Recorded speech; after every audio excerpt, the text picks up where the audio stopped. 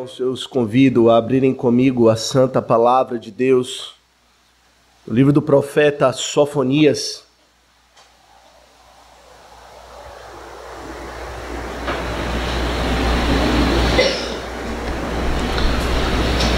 Sofonias, Ageu, Zacarias, Malaquias, então Mateus,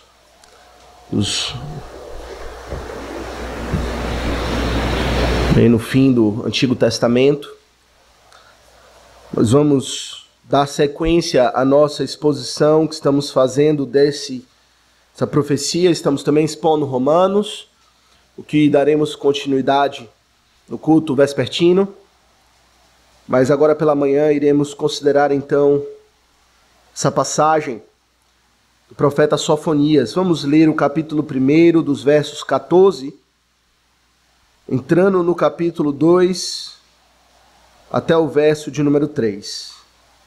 Sofonias, capítulo 1, dos versos 14 até o capítulo 2, verso 3, diz assim a palavra do Senhor.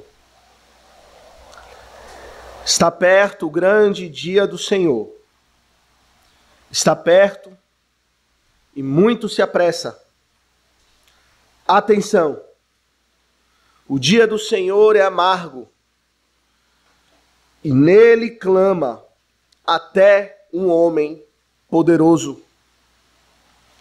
Aquele dia é dia de indignação, dia de angústia, dia de alvoroço e desolação, dia de escuridade e negrume, dia de nuvens e densas trevas, dia de trombeta e de rebate contra as cidades fortes e contra as torres altas. Trarei angústia sobre os homens, e eles andarão como cegos, porque pecaram contra o Senhor, e o sangue deles se derramará como pó, e a sua carne será tirada como esterco. Nem a sua prata, nem o seu ouro os poderão livrar no dia da indignação do Senhor. Mas pelo fogo do seu zelo, a terra será consumida, porque certamente fará destruição total e repentina de todos os moradores da terra. Concentra-te e examina-te, ó nação que não tens pudor, antes que saia o decreto, pois o dia se vai como a palha, antes que venha sobre ti o furor da ira do Senhor. Sim, antes que venha sobre ti o dia da ira do Senhor. Buscai o Senhor, vós todos os mansos da terra, que cumpris o seu juízo. Buscai a justiça, buscai a mansidão. Porventura lograreis esconder-vos no dia da ira do Senhor. Amém. O Senhor abençoe a leitura da sua santa e bendita palavra. Vamos mais uma vez curvar a nossa fronte, orar, suplicar de Deus a orientação do seu Espírito na exposição da sua santa e bendita palavra. Santo Deus, eterno Pai, aqui estamos diante da tua palavra, ó Deus, que ecoa até os nossos dias, com uma mensagem de alerta. O Senhor chama a nossa atenção, nos alerta a respeito de fatos que ainda estão para acontecer, para que possamos buscá-lo em justiça e mansidão, e encontrar no Senhor refúgio para o dia da ira. Sustenta o teu servo, sustenta a tua igreja e abençoa-nos a nós todos. Dá-nos o teu Espírito Santo, para que pela sua obra da iluminação ele nos ajude, todos nós, a compreender a tua palavra, mas não apenas compreendê-la, mas também vivê-la. Sustenta-nos, ó Deus, e vai adiante de nós e opera os teus prodígios. Oramos em nome de Jesus. Amém. Congregação do Senhor Jesus Cristo, nós temos visto que o profeta Sofonias, ele tem pregado a sua mensagem, anunciado a sua profecia nos dias de Josias, num período onde a igreja do Antigo Testamento, Israel, Judá, estava experimentando uma espécie de reavivamento pela restauração da lei, do culto a Deus, pelas reformas que o rei Josias empreendeu, pois ele foi um bom rei que buscou ao Senhor de todo o seu coração. Ele pôs abaixo os ídolos, a idolatria, e ele trouxe Israel para adorar ao Senhor. Porém, Sofonias, meus irmãos, ele é usado por Deus como instrumento para denunciar aquilo que ainda não tinha sido feito, para denunciar o pecado que ainda estava persistindo no meio do povo de Deus, a despeito da restauração e da reforma empreendida pelo rei Josias. Ao que parece, havia uma reforma no culto, mas não no coração. O povo, como ouvimos a respeito da situação por boca do profeta Josias, por um lado adoravam o Senhor, juravam por ele, verso 5 do capítulo 1, mas também por Milcom, pelos seus ídolos. Havia então o remanescente dos adoradores de Baal. E portanto, meus irmãos, o Senhor levanta o seu profeta Sofonias para denunciar o pecado do povo e chamar o povo ao arrependimento.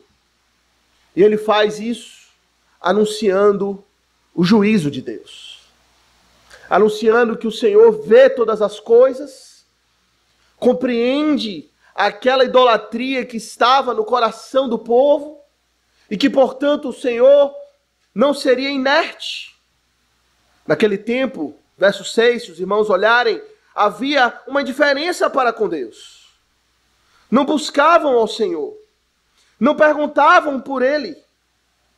Mais para frente, a partir do verso 7 em diante, especialmente no verso 12, no finalzinho, diziam no seu coração que o Senhor não faz bem nem faz mal, que o Senhor não se importa, que o Senhor está distante. A Sofonias, então, ele traz a mensagem para dizer que o Senhor se importa sim, com o seu povo.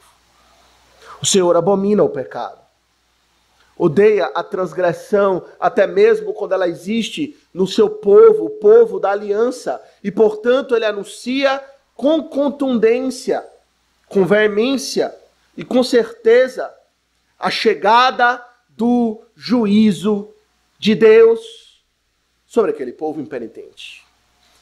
E a forma, meus irmãos, como o profeta o faz, é apresentando a temática do dia do Senhor. É assim que ele descreve o dia quando o Senhor haveria de chegar e trazer juízo sobre aquele povo. Ele faz isso com grande clareza. Desde o verso 7 ele fala, observe, cala-te diante do Senhor, porque o dia do Senhor está perto. Esse é o tema de toda a sua profecia. O dia do Senhor. Dia de juízo, dia quando o Senhor haveria para fazer reta todas as coisas, para endireitar as veredas do seu povo, dar a cada um segundo o seu procedimento, as suas obras. E ele anuncia a chegada desse dia, o dia onde ficará claro para todos aqueles que haverão de visitar ou de estar presentes nesse dia, que sim, de fato, o Senhor se importa. Mais do que todos nós, que o Senhor sente indignação pelo pecado do seu povo e, portanto, ele anuncia a chegada desse dia. Esse tema, meus irmãos, o dia do Senhor, é um tema muito comum entre os profetas do Antigo Testamento. Quase todos eles falaram sobre esse dia, usando esse termo, o dia do Senhor, com essa mesma conotação.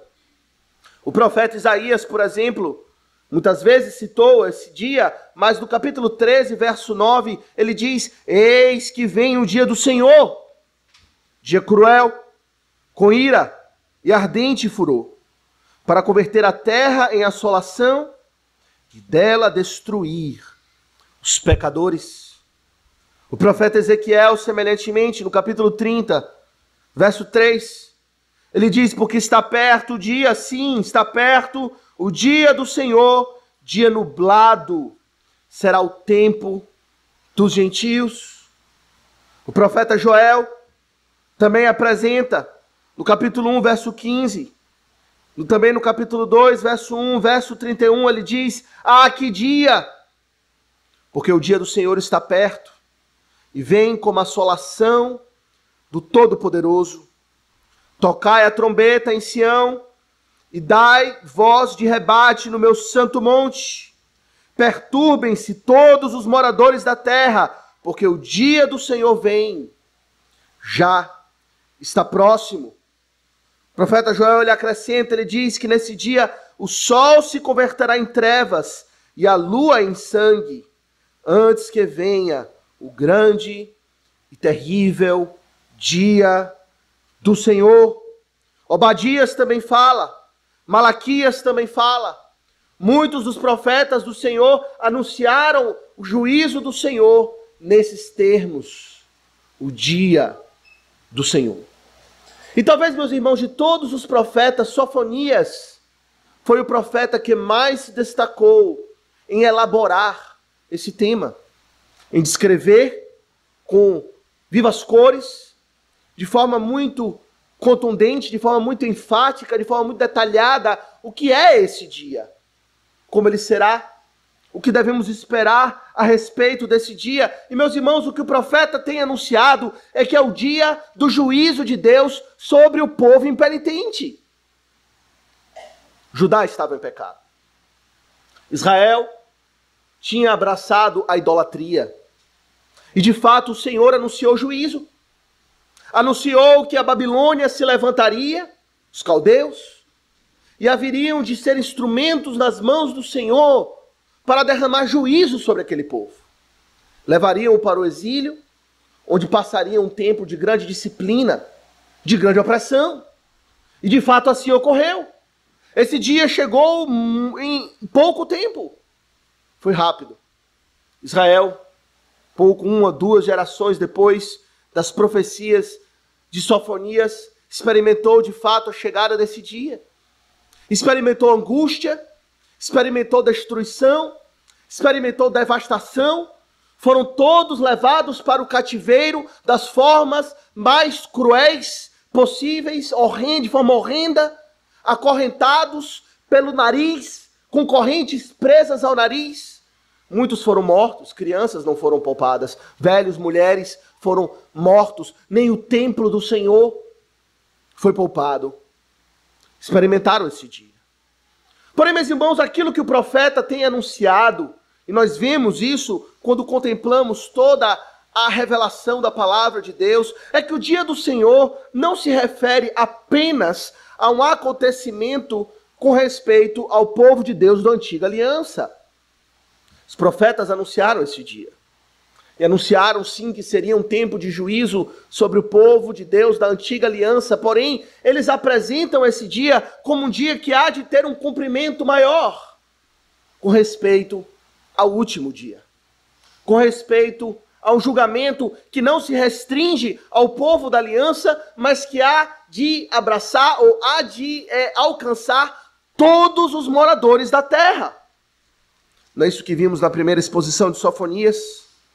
No verso 2 do capítulo 1, ele diz: de fato, consumirei todas as coisas sobre a face da terra, diz o Senhor. Animais serão consumidos, peixes, aves, homens, mulheres, o povo da aliança, Judá, Israel, os gentios. Ele fala então, meus irmãos, que esse dia do Senhor não é um dia de julgamento a respeito do povo de Deus, da antiga aliança, que podemos estudar historicamente, compreender como foi o exílio, como foi que os babilônios foram usados por Deus para trazer juízo sobre o povo da antiga aliança. Não, de fato diz respeito a um juízo que há de vir sobre nós, sobre todos nós, sobre os nossos filhos, sobre os nossos pais, sobre os nossos parentes, sobre aqueles que estão assentados ao nosso lado agora. Todos experimentaremos esse dia. E aquilo que aconteceu na antiga aliança foi apenas um vislumbre, apenas um cumprimento parcial daquilo que haveria de ser o cumprimento total no último dia, quando Cristo viria para julgar vivos e os mortos. Teremos apenas uma pequena expressão do que haveria de ser aquele dia. De modo, meus irmãos, que quando contemplamos os horrores do exílio, a destruição e a devastação que o Senhor trouxe ao povo de Deus na antiga aliança por meio dos babilônios, podemos compreender que é apenas uma pequena parte daquilo que nós haveremos de testemunhar no dia do juízo, quando Cristo vier. De modo, meus irmãos, que esse tema, o dia do Senhor, então, ele ecoa no Novo Testamento, como um dia que ainda haverá de se cumprir. O próprio Senhor Jesus, falando a respeito das últimas coisas, ele diz, falando da dificuldade e do juízo e do pavor, em Lucas, no capítulo 17, verso 13, ele diz: assim será no dia em que o Filho do Homem se manifestar. No dia que ele se revelar como de fato Deus glorioso, que ele aparecer não na sua humilhação, como ele apareceu nos dias da plenitude dos tempos, mas ele se manifestará na sua glória, na sua majestade, e o veremos como cordeiro, não manso e tranquilo e misericordioso, mas cheio de ira, para consumir todas as coisas. O próprio apóstolo Paulo, ele repete essa temática do dia do Senhor também em 1 Coríntios, no capítulo 5, quando ele fala a respeito da disciplina de um homem impenitente no meio da igreja e da necessidade de discipliná-lo. Ele fala: precisamos discipliná-lo para que o seu corpo não seja entregue a Satanás para a destruição da carne, a fim de que o espírito dele seja salvo no dia do Senhor Jesus. O dia do Senhor virá, dia de julgamento, como temos visto também de forma paralela na exposição do apóstolo Paulo aos Romanos. Haverá o dia do tribunal de Cristo, quando ele julgará todas as coisas, segundo a verdade, pelo procedimento de cada um. Dará segundo as obras, com base na fé, é claro, em Cristo, no Evangelho. Fé atestada pelas obras, pelo procedimento, que aqui no povo da aliança testemunhava uma fé vazia no Senhor. E de fato, meus irmãos, essa é a temática que aqui o profeta nos apresenta, o profeta Sofonias. O dia do Senhor. Ele descreve para nós esse dia em vivas cores. E queremos então contemplá-lo. Contemplar esse dia não apenas, como temos visto na introdução, como algo relevante ou histórico que aconteceu para o povo de Deus na antiga aliança, mas algo que devemos aguardar. Algo que ainda acontecerá na sua plenitude. E que, portanto, devemos prestar atenção, diz o Senhor. Ele mesmo diz: atenção, pois o dia do Senhor é amargo. E a amargura desse dia ainda está para ser provada. Assim então, meus irmãos, queremos contemplar essa passagem sobre esse tema, o dia do Senhor. E a primeira coisa então que vemos, meus irmãos, o profeta apresentar para nós a respeito desse dia é que é um dia que está perto e muito se apressa. Veja o que ele diz no verso 14. Está perto o grande dia do Senhor. Está perto e muito se apressa. Atenção! O dia do Senhor é amargo e nele clama até o homem poderoso.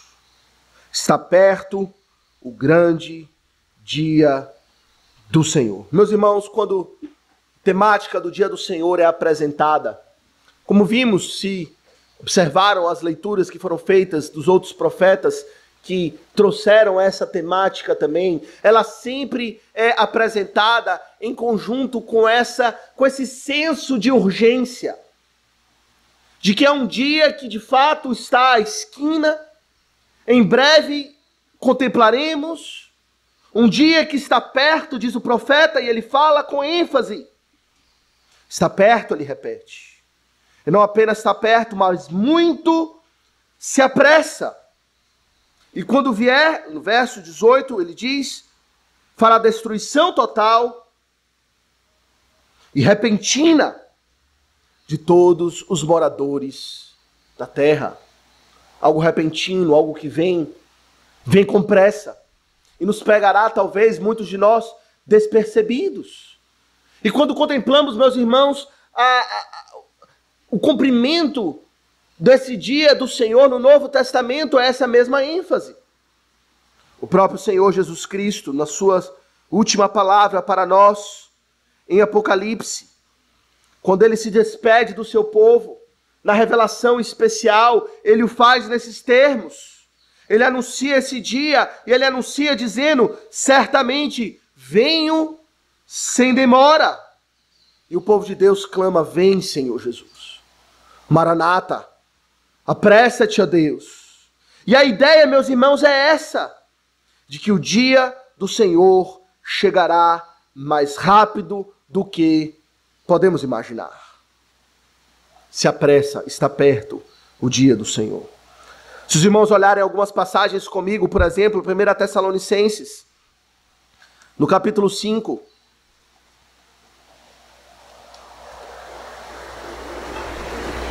1 Tessalonicenses, capítulo 5. Nós vemos o anúncio do dia do Senhor sobre essa mesma perspectiva. Da velocidade com que ela se aproxima de nós. 1 Tessalonicenses 5, a partir do verso 1, nós lemos o seguinte: irmãos, relativamente aos tempos e às épocas, não há necessidade de que eu vos escreva, pois vós mesmos estáis inteirados com precisão de que o dia do Senhor vem como ladrão de noite. Quando darem dizendo paz e segurança, eis que lhe sobrevirá repentina destruição. Como vem as dores de parto, aqui está para dar à luz, e de nenhum modo escaparão. Essa é a ideia, não é?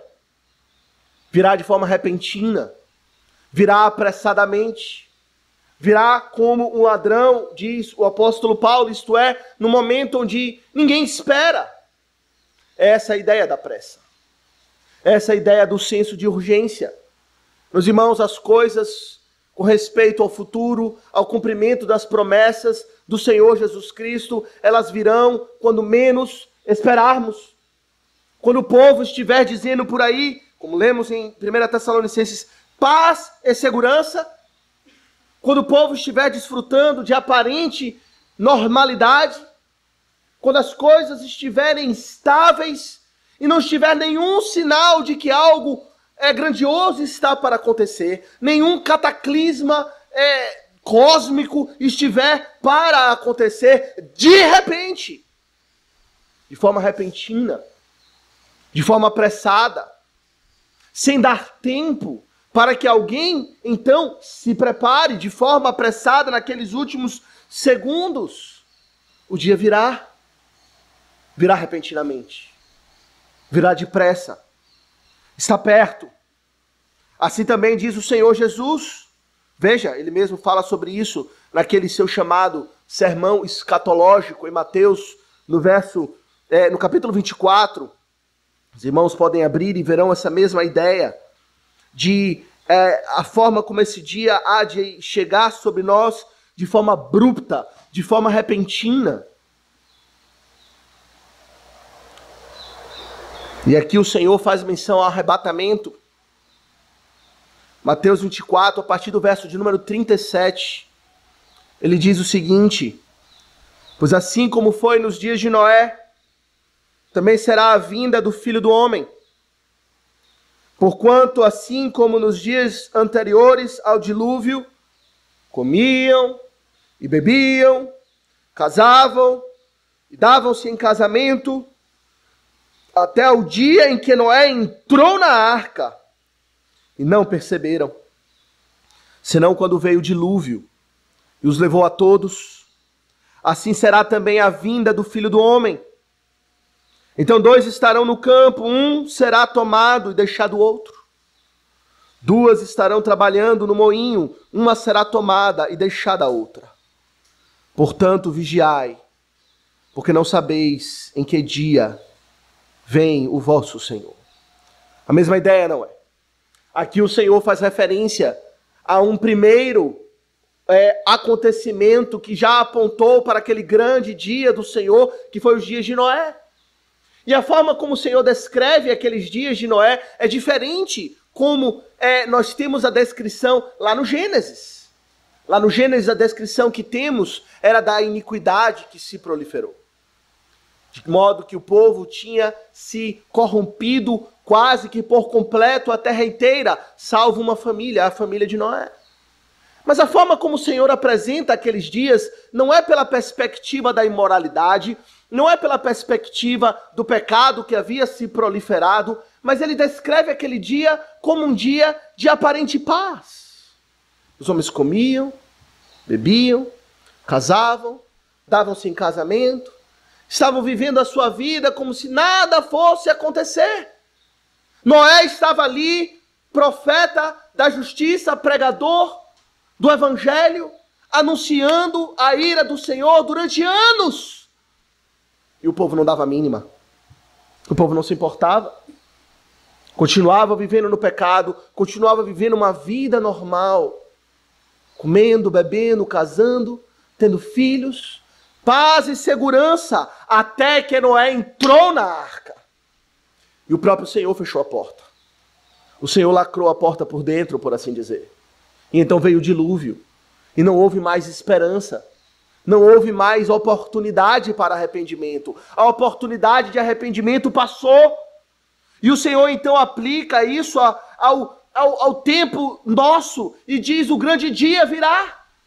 Houve o vislumbre do dia do Senhor nos tempos de Noé. Houve o vislumbre do dia do Senhor nos tempos do exílio babilônico, quando o Senhor veio para julgar o povo da aliança. Mas tudo isso aponta para o dia quando Cristo vier e trouxer o seu juízo, a sua justiça, e ele diz: vigiai, porque não sabeis o dia que o Senhor vem. Ele fala do arrebatamento, não é? Um ficará, outro será tomado. 2 estarão trabalhando no moinho, uma será tomada, deixada a outra.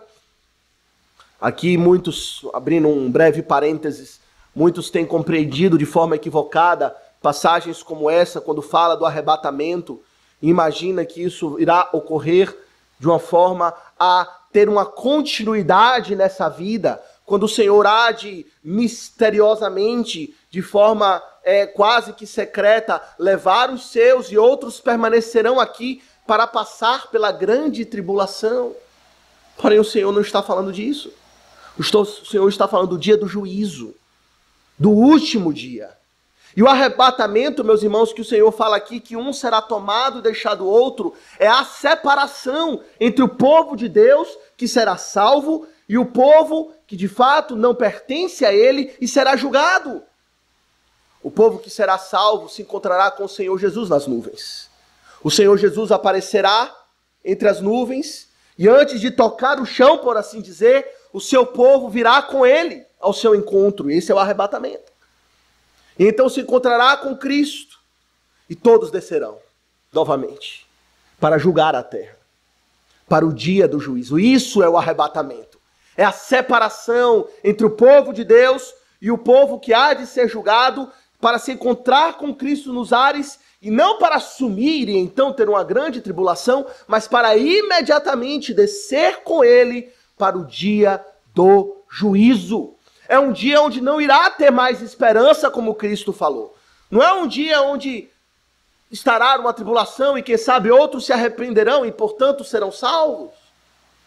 mas é o dia onde ele selará a porta, como ele fez nos dias de Noé.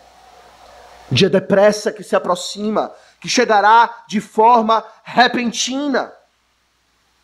O próprio Senhor Jesus, novamente, ele fala sobre isso em Apocalipse.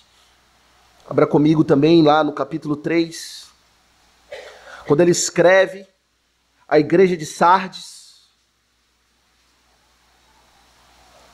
Apocalipse capítulo 3, verso 1 a 3, ele diz o seguinte: ao anjo da igreja em Sardes escreve: estas coisas diz aquele que tem os 7 espíritos e as 7 estrelas.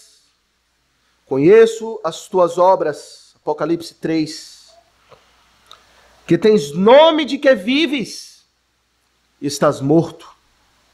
Sê vigilante e consolida o resto que estava para morrer, porque não tenho achado íntegras as tuas obras na presença do meu Deus.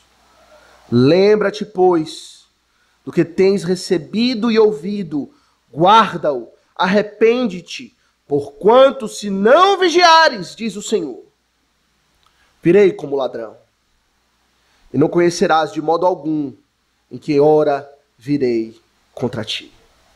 O Senhor virá, meus irmãos, e será repentino. E o que é que ele pede de nós em todas essas passagens? O que é que o profeta, de fato, está requerendo do povo? Mais adiante ele irá falar sobre isso, veremos no capítulo 2, logo em seguida, nos versos 1 a 3.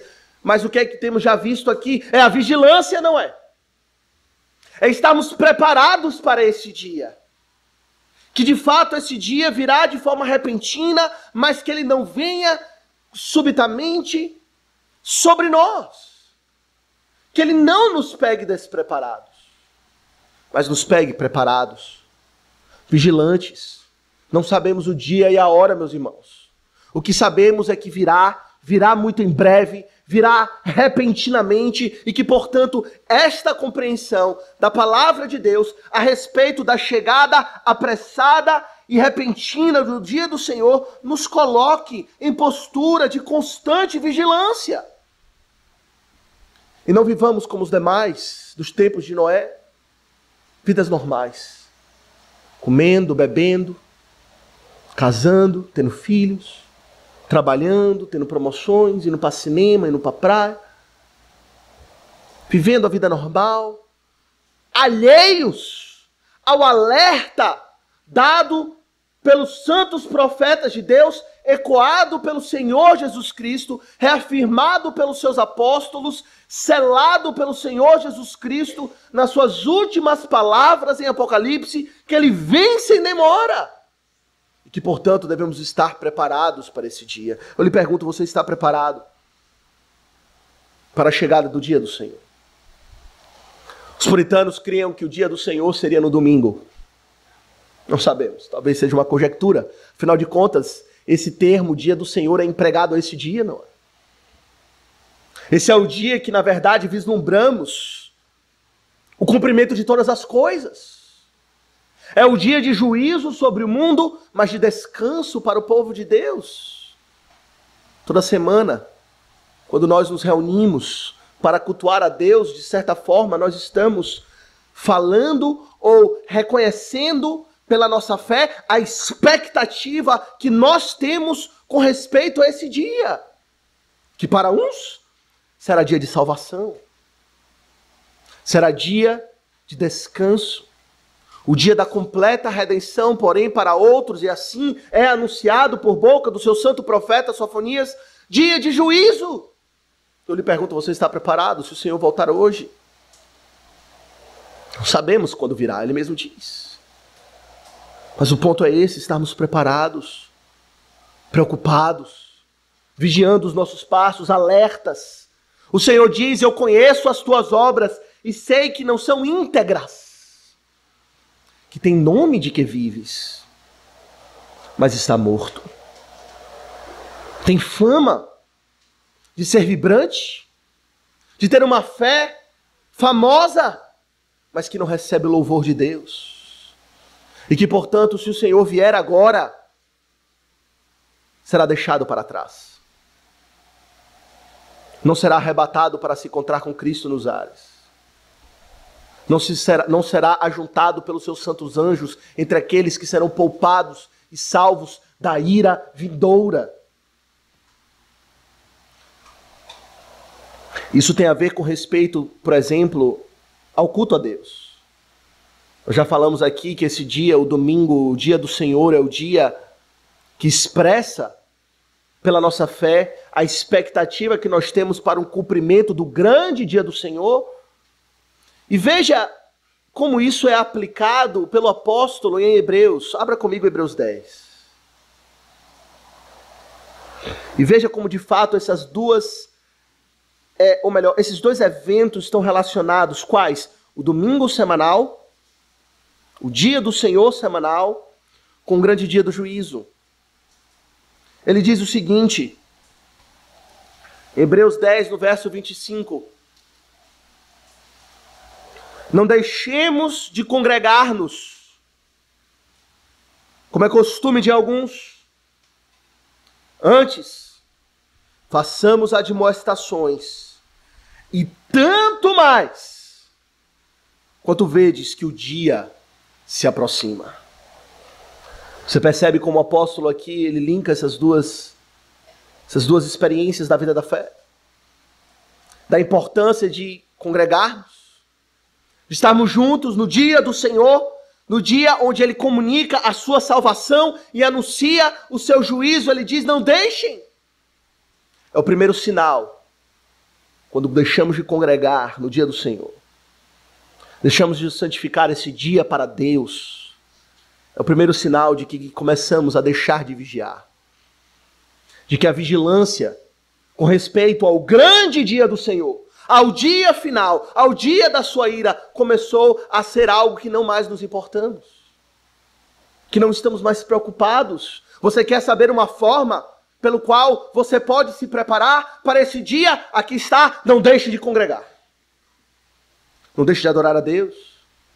Não deixe a Assembleia dos Santos. Pois aqui é que as admoestações são feitas com respeito a esse grande dia. Aqui é que pela boca do seu servo, do seu profeta, do ministro da palavra, o povo é regularmente, frequentemente, de forma contínua, alertado para que se preparem para o grande e terrível dia do Senhor. E se você deixa de ouvir as admoestações, o seu coração vai se esfriando. Você está preparado? Você está preocupado? Você pensa nisso? Diz o profeta do Senhor, na sua profecia para nós, verso 14, está perto, o grande dia do Senhor, está perto e muito se apressa. Porém, meus irmãos, em segundo lugar, ele não apenas anuncia para nós a proximidade da chegada desse dia, que virá de modo repentino, mas ele também descreve para nós a natureza desse dia. Talvez seja para nós o mais importante. Ele pinta em vivas cores, meus irmãos, como esse dia se manifestará. Ele faz isso já no verso 14, mas também a partir do verso 15. Ele diz assim, atenção, verso 14, o dia do Senhor é amargo, e nele clama até o homem poderoso. Aquele dia é dia de indignação, dia de angústia, dia de alvoroço e desolação, dia de escuridade e negrume, dia de nuvens e densas trevas. Aqui está, meus irmãos, inscrições vívidas a respeito daquele grande e terrível dia. Dia de trevas, diz o profeta. Meus irmãos, quando o Senhor nos apresenta a sua mensagem, Ele não apenas apresenta promessas de salvação, não é? Mas Ele faz também duras ameaças. O que temos aqui nesse dia, meus irmãos, o anúncio na descrição desse dia, talvez é a mensagem pregada pelo profeta Sofonias, anunciada por ele e por nós, do oposto do que é o Evangelho. O Evangelho diz, não temas. Procure descanso em mim, diz o Senhor. Mas aqui nós temos a mensagem do anúncio para aqueles que rejeitam o evangelho, que diz o oposto, diz tema. Trema diante do Senhor. É dia de indignação. Essa expressão, meus irmãos, como até vimos com respeito ao que estamos expondo em Romanos, no capítulo 2, quando o apóstolo fala a respeito do juízo de Deus, expressa que é o dia onde o Senhor finalmente dará vazão completa à ira que ele tem acumulado ao longo dos séculos contra a nossa raça humana. Meus irmãos, a palavra de Deus nos diz no Salmo de número 7 que o Senhor sente indignação todos os dias. Todos os dias o Senhor contempla a maldade do homem. Todos os dias o Senhor observa a hipocrisia do seu povo. Todos os dias o Senhor contempla, como vemos em Apocalipse, ele dizendo que ele olha e conhece as obras do seu povo e sabe que não são íntegras. E o que ele diz diante disso tudo, diante da contemplação disso tudo, ele diz, é o dia que eu sinto indignação. Ele sente indignação todos os dias. Mas essa indignação está em grande parte represada, não é? De fato, ao longo da história, o Senhor tem dado demonstrações dessa indignação, como falamos. Nos dias de Noé, nos dias do exílio. E de fato, o Senhor, por vezes, tem derramado indignação sobre nós, derramando juízo sobre nós. Porém, meus irmãos, tudo isso Ele faz apenas para nos alertar, porque a sua indignação está represada. E esse dia é o dia quando o Senhor, de fato, abrirá as comportas da sua ira e dará vazão, dará expressão e finalmente executará a sua ira e a sua indignação até então segurada pelo Senhor. Será que podemos imaginar o que é isso? Podemos imaginar, não é? De forma concreta. Afinal de contas, tudo aquilo que o Senhor fez no passado é justamente para nos fazer compreender de forma mais clara o que será esse último dia. É um dia onde o Senhor não poupou ninguém. Assim foi nos dias do dilúvio. Podemos imaginar crianças batendo à porta da arca para ser aberta. Mulheres grávidas, idosos, pessoas com algum tipo de deficiência, pobres, necessitados, aflitos, mas que todos ignoraram o alerta do Senhor. Todos desprezaram a mensagem do profeta de que se arrependessem. E é um dia onde o Senhor não há de poupar ninguém. Todos sofrerão. A forma como ele descreve, meus irmãos, por um lado, é dia de indignação da parte do Senhor. É o dia onde o Senhor dará vazão a toda a sua ira, a toda a sua revolta, a toda a sua indignação pelo que transcorre aqui entre nós. Mas do nosso lado, ele diz, é dia de angústia, no verso 15. Dia de alvoroço e desolação, pânico. Tomará conta de nós nessa situação. Dentro do nosso coração, angústia e pavor. Angústia é um sentimento ruim, não é? Um sentimento onde nos sentimos sufocados, presos, sem esperança, sem a capacidade de fazer nada. E de fato será. Não será apenas um sentimento, mas será um dia onde a angústia será sentida e experimentada. Onde será vivida. Assim como a indignação não apenas será um sentimento da parte de Deus, mas naquele dia Ele dará vazão a essa indignação. Ela será materializada, concretizada, executada da nossa parte, a angústia. Tomará conta de nós. Viveremos isso. Dia de alvoroço, desolação, pânico, correria, desespero da nossa parte.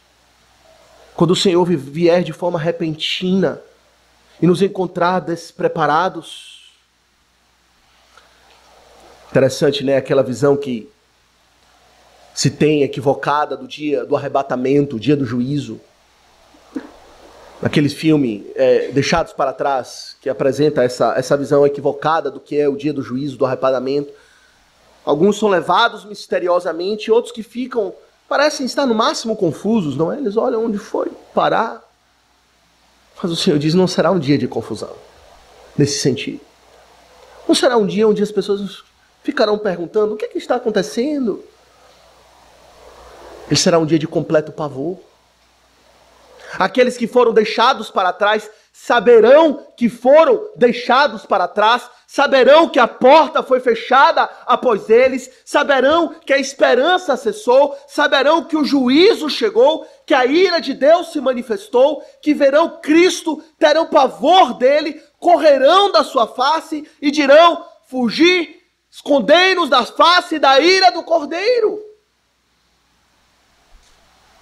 Pânico. Não terão para onde ir.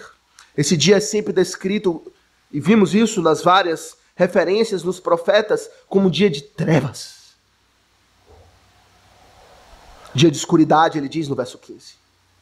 E negrume.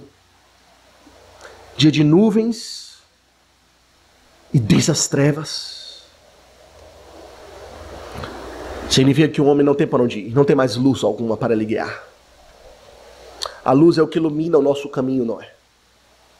É que aponta para nós e nos dá discernimento para que possamos saber para onde ir. O Senhor diz, você não saberá para onde ir. Pois as trevas serão palpáveis quando assim acontecer. Ele deu uns vislumbres disso, não foi? Nas pragas do Egito. Um dos dias o Senhor trouxe trevas espessas sobre o povo do Egito. E de fato, meus irmãos, grande pavor no coração. Viver no escuro absoluto, sem saber para onde ir. O Senhor fala um pouco sobre isso em Deuteronômio 28. Abra comigo nessa passagem. E aqui alguns entendem que Sofonias está justamente ecoando aquilo que foi dito por Moisés nesse capítulo. No capítulo 28 nós temos, meus irmãos, as descrições de Deuteronômio 28 das bênçãos e das maldições que o Senhor haveria de derramar sobre aqueles que, bênção, estão firmes no pacto com o Senhor, e maldição sobre aqueles que quebraram a sua aliança. Aqueles que aborreceram ao Senhor, não deram ouvidos à sua voz, desprezaram a mensagem de salvação. E a partir do verso 27, nós temos aqui a descrição da maldição, e o Senhor diz o seguinte, apontando novamente para aquilo que aconteceu no Egito como um reflexo ou apenas um vislumbre do que acontecerá no grande dia do Senhor. Ele fala no verso 27 de Deuteronômio 28, o Senhor te ferirá com as úlceras do Egito, com tumores, com sarna e com prurido, de que não possas curar-te.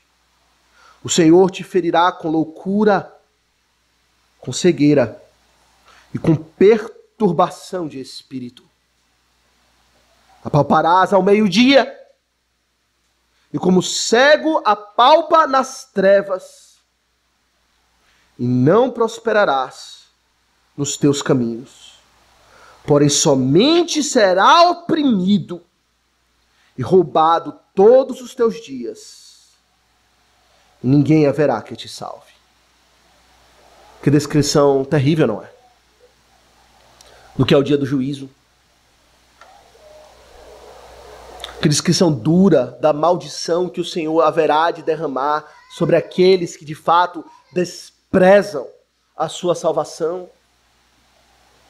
Apalparão ao meio-dia, na plena luz nada enxergarão, e assim será, não é? Cristo, ele é dito que ele virá e, portanto, o sol será dispensado por causa da sua luz que brilhará.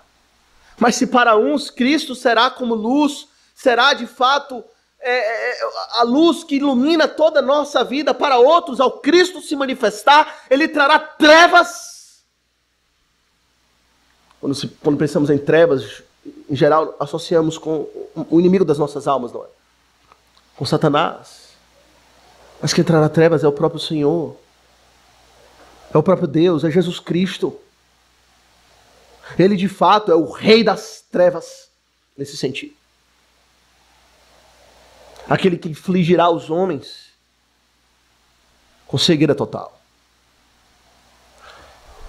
E o que se conclui com respeito a isso é que não haverá esperança. Não há salvação. Aqui, quando olhamos para o texto de Sofonias, ele diz o seguinte no verso 14: nele, neste dia, clama até um homem poderoso. Até aquele que de fato tem recursos nessa vida. E se salva de muitas situações por causa do poder que tem. Ele diz: até o homem poderoso naquele dia clamará, gritará, será tomado de perturbação. No verso 17 ele continua, ele diz: trarei angústia sobre os homens. Eles andarão como cegos, porque pecaram contra o Senhor. E no verso 18 ele fala: nem a sua prata, nem o seu ouro os poderão livrar no dia da indignação do Senhor. Mas pelo fogo do seu zelo a terra será consumida, porque certamente fará destruição total e repentina de todos os moradores da terra. Verso 18, nem o ouro e nem a prata os poderão livrar. Essa é outra característica desse dia. Dia de indignação da parte do Senhor, dia de angústia, pavor, perturbação de espírito e cegueira da nossa parte, mas dia onde a esperança cessou por completo. Ninguém poderá livrar. Não adianta gritar. Não adianta clamar por socorro. Não adianta mais orar. Não adianta pedir: Senhor, agora me perdoe. Agora eu entendo. Agora eu vejo que Tu és rei. E que de fato andei nos maus caminhos. O Senhor tem anunciado a sua salvação hoje. E quando Ele vier, acabará a esperança de todos nós. E não haverá mais esperança. No verso 16 ele diz: é dia de trombeta e de rebate contra as cidades fortes e contra as torres altas. Dia de trombeta, meus irmãos, é o dia quando o Senhor ele ajunta os seus exércitos.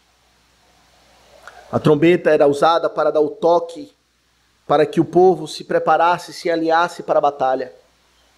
E aqui o Senhor diz: é o dia onde eu tocarei minha trombeta, os meus exércitos, os meus santos anjos irão se alinhar para a batalha e virão contra a cidade forte e contra as torres altas. Essa expressão, cidade forte e torres altas, quer dizer a segurança humana, aquilo que o homem se sustenta. E o Senhor diz: eu virei e destruirei a segurança humana. As cidades fortes, as torres altas serão derribadas pelo Senhor, e quando Ele der o toque, os seus santos anjos trabalharão e executarão a sua vontade. E meus irmãos, tudo isso acontece, ele fala aqui por quê? No verso 17. Porque pecaram contra o Senhor. Esse é o motivo, não é? O Senhor é justo juiz, meus irmãos. Como temos visto também em Romanos, Sofonias tem sido bem paralelo ao que temos pregado em Romanos nessa sessão. Deus é justo juiz.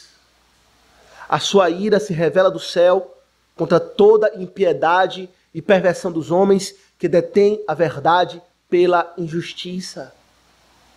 O salário do pecado é a morte. O Senhor não tem dito isso. O Senhor não tem anunciado as consequências desse nosso viver. É porque pecamos, é porque o povo de Deus na antiga aliança pecou, desprezou o Senhor, deu ouvidos a Baal, deu ouvidos a Moloque, sacrificou seus filhos num braço de um ídolo incandescente, abraçou o seu modo de viver. Vimos, não foi, na exposição passada, que o povo estava vivendo como o mundo vivia, vestindo as vestes estrangeiras, se comportando como o mundo, não pisando a soleira dos ídolos. Nós vimos o que isso significava, possivelmente, que é uma prática pagã. O povo estava contaminado pelo paganismo, contaminado pela mentalidade do mundo, não desejando mais ser diferente, vivendo de forma antagônica com o mundo, mas se conformando aos padrões desse mundo, porque pecaram contra o Senhor. Tudo isso sobrevirá. E a consequência, meus irmãos, é que a nossa vida valerá nada. Aqui ele diz no verso 17. O sangue deles se derramará como pó, e a sua carne será tirada como esterco. Será um dia muito sangrento. O sangue escorrerá pelas escadas. Literalmente. O juízo será na carne. Não será apenas angústia de alma, que sentiremos certamente, aqueles que desprezaram ao Senhor, mas experimentaremos na carne também. Os mortos que desprezaram ao Senhor ressuscitarão para sofrer na carne. E será um dia, de fato, como nenhum outro. O dia do Senhor, sobre esse aspecto. E quando ele diz aqui que o sangue será como pó, ele não está dizendo que o sangue será derramado em grande quantidade, assim como o pó é incontável. Embora assim será. O que ele está dizendo é que o sangue será derramado como algo que não tem valor, assim como o pó. O pó de nada vale, não. O que vale o pó? E o sangue do homem naquele dia será derramado como algo que não vale absolutamente nada. Para o Senhor a vida é preciosa, meus irmãos. Foi Ele que diz: não matarás. É Ele que diz que Ele fez o homem à sua imagem e semelhança, e portanto o homem foi coroado com a dignidade da semelhança de Deus, e portanto a vida deve ser preservada a todo custo. Mas naquele grande dia, depois de desprezarmos a vida de Cristo que foi derramada e pisamos o seu sangue e dizemos: não me importo com a vida do Senhor, Ele diz: a sua vida então será tratada como pó, a sua carne como esterco, diz o Senhor. O que vale a vida humana naquele dia não valerá nada, não valerá absolutamente nada, de modo que não provocará da parte do Senhor mais compaixão, nem misericórdia, naquele grande dia. É um dia difícil, não é? O salário do pecado será finalmente pago. Receberemos a paga das nossas obras pelo aquilo que fizemos. É um dia que se apressa. Um dia terrível. Mas, por último, meus irmãos, é um dia que ainda não chegou. E é esse o ponto do profeta. Veja a partir do verso 1 do capítulo 2.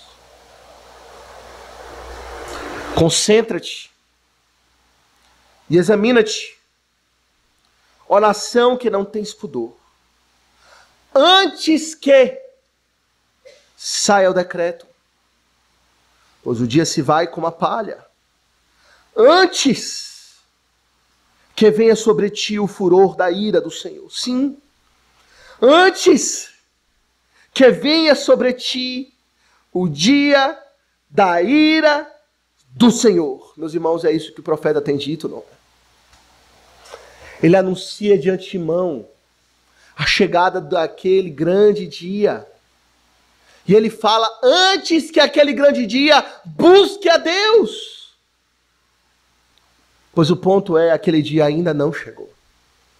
Se apressa, virá repentinamente, mas ainda não está aqui. E aí é onde o evangelho entra. É aí onde a misericórdia do Senhor entra. Pois se ele nos alerta a respeito desse grande dia, ele nos alerta para que possamos, de fato, emendar os nossos caminhos, nos arrepender dos nossos pecados, buscá-lo, pois o dia ainda não chegou. Essa é a característica do juízo de Deus, não é? Nós vimos novamente em Romanos, na exposição passada, quando consideramos os aspectos peculiares do juízo de Deus, nós vimos que, diferente do juízo de Deus, do juízo dos homens, o que torna o juízo de Deus excelente é que ele é tardio, é que ele ainda não foi executado. Nós vimos em Romanos que, de fato, o juízo dos homens ele é considerado um bom juízo quando ele é célere, quando ele é executado no menor tempo entre o fato, o delito cometido e o juízo aplicado. Tudo foi diligenciado, então o juízo é aplicado com a maior brevidade possível. O juízo, então, o juiz é considerado um bom juiz, que não protela as coisas. Mas o Senhor, meus irmãos, ele tem protelado. E ele tem feito isso intencionalmente. O dia virá, o dia se apressa, mas o Senhor tem aguardado para que haja arrependimento. Isso não é bom da parte de Deus?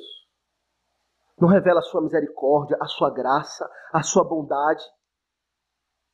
Porém, meus irmãos, ele diz, o fato do dia ainda não ter chegado não significa que o dia não chegará, pois ele diz, antes que saia o decreto.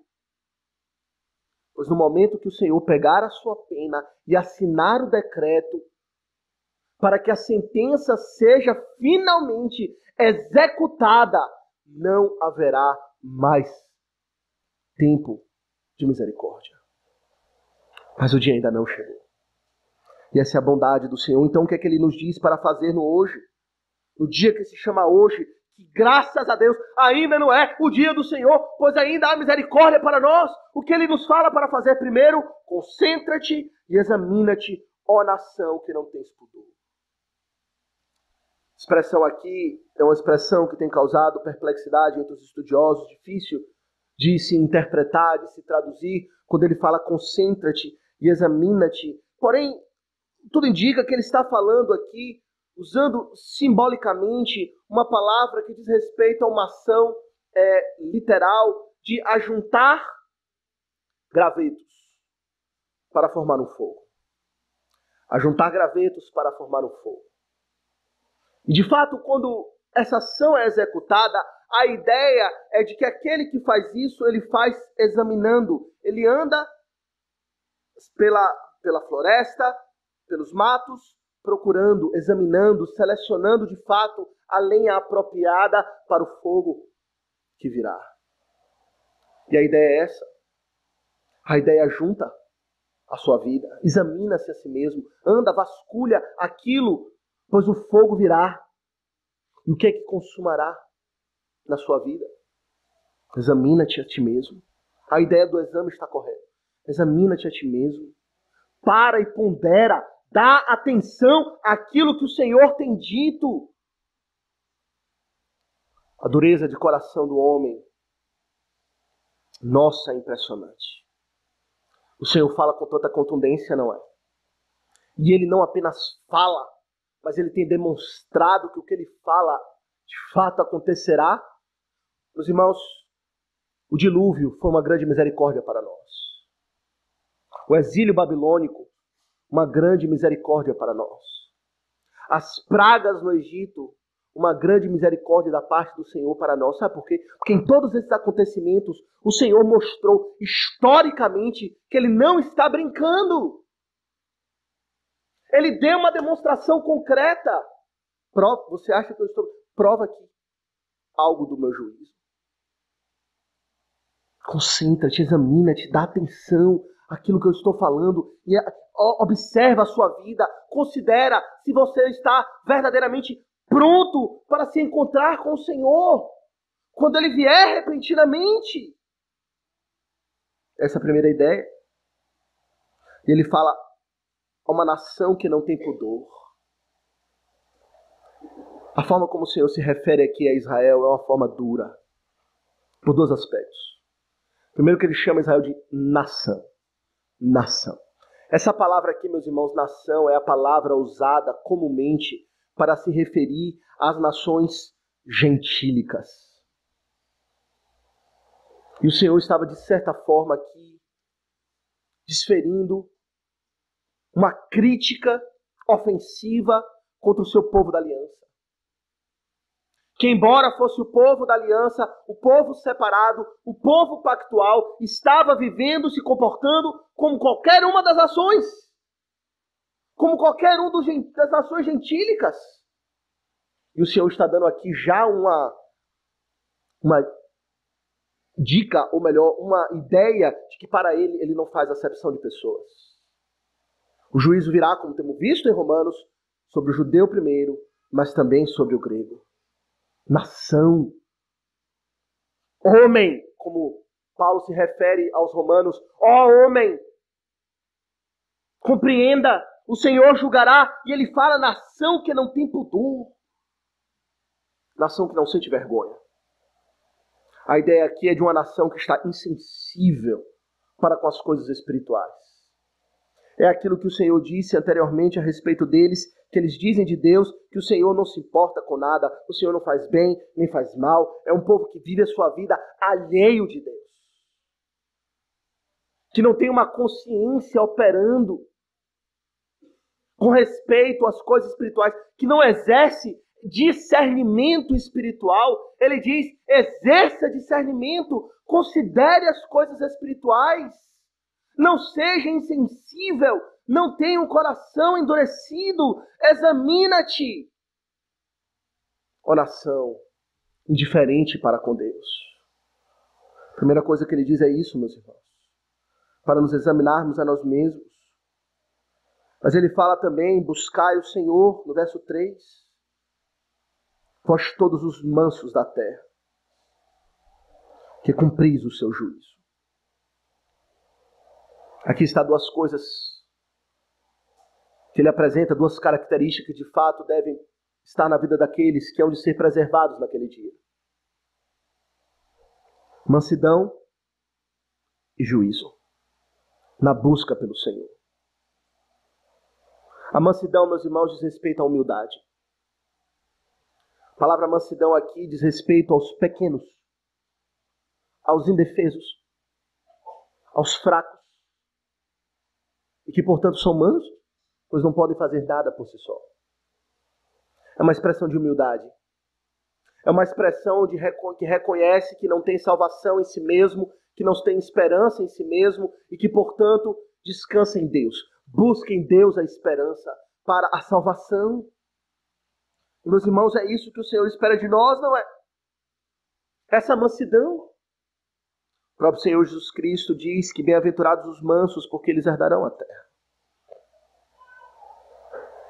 Os que reconhecem que Deus é que lutará por nós, que descansam em Deus, descansam na provisão que o Senhor fez para a nossa salvação, descansam em Jesus Cristo, que lutou as nossas batalhas, descansam nele, pois ele diz, vinde a mim, todos que estáis cansados e sobrecarregados, e eu vos aliviarei, e portanto descansamos nele, nele encontramos mansidão e humildade. É uma expressão de fé. Exerça a fé. Viva pela fé. Ou como diria Abacuque, o justo viverá pela fé. Fé no Senhor. Mas buscando juízo. Isto é, buscando viver para o Senhor. Descansa no Senhor, mas obedece ao Senhor. Anda nos seus caminhos. Reconhece o Senhor como Salvador, mas como Senhor das suas vidas. Obedece a sua lei. Tem prazer na sua lei. Em viver nos seus caminhos. É a expressão do arrependimento. Meus irmãos, fé e arrependimento são dois lados de uma mesma moeda. Quando alguém fala em fé verdadeira, tem que existir arrependimento também. Quando se fala em arrependimento verdadeiro, a fé deve estar sempre acompanhada. É interessante que no Novo Testamento a pregação do Evangelho por vezes era arrependei-vos e crede no Evangelho. Arrependimento e fé andam lado a lado. Às vezes apenas o arrependimento é exortado. Arrependei-vos todos nós. O Senhor ordenou que todos os homens se arrependam em todos os lugares. Em outras passagens, apenas a fé é anunciada, mas está implícito em um caso e outro, tanto a fé quanto o arrependimento. Não pode existir fé sem arrependimento. Não pode existir mansidão sem juízo, sem buscar a justiça. Não pode existir uma fé que diz confio em Deus, mas não sigo a Deus. Não me submeto a Deus. Portanto, o profeta ele diz aqui, buscai o Senhor, vós todos os mansos da terra, que cumpris o seu juízo. E ele diz, buscai a justiça, buscai a mansidão. Aqueles que têm feito isso, continuem a fazer. Os mansos que cumpris o juízo, continuem a buscar a mansidão, continuem a buscar a justiça. Vivam constantemente, perseverando na fé e no arrependimento. Essa é a expressão, não é? Mansos da terra, que cumpris o juízo, busquem a mansidão, busquem a justiça. Em outras palavras, perseverem na mansidão e no juízo. Perseverem na fé e no arrependimento.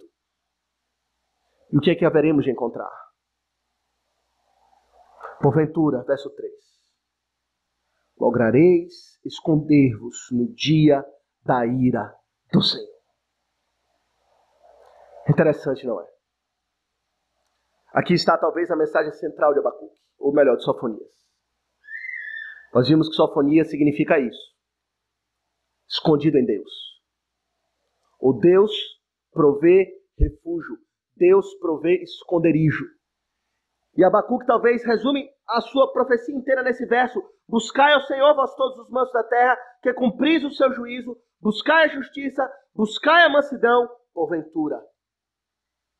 Lograreis esconder-vos no dia da ira do Senhor. Meus irmãos, o Senhor virá com ira.